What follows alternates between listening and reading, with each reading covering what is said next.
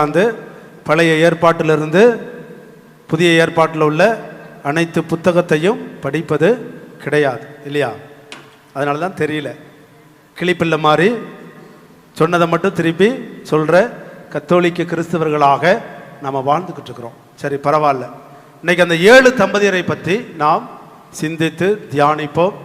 அந்த 7 தம்பதியரும் குழந்தை இல்லாமல் எவ்வளவு கஷ்டப்பட்டார்கள், எவ்வளவு துன்பப்பட்டார்கள், எவ்வளவு அவமானங்களை சந்தித்தார்கள், எப்படி இறை நம்பிக்கையோடு விசுவாசத்தோடு ஜெபித்தார்கள், அந்த ஜெபத்தின் பயனாக அவர்கள் எப்படி குழந்தை வரத்தை பெற்றுக்கொண்டார்கள் என்று நாம் இந்த நேரத்தில் சிந்திப்போம்.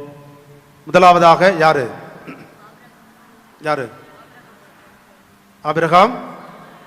ஆபிரகாம், சாரா. தொடக்க நூல் புத்தகத்திலே நாம பார்க்கிறோம். ஆபிரகாம், சாரா முதிர்ந்த வயது,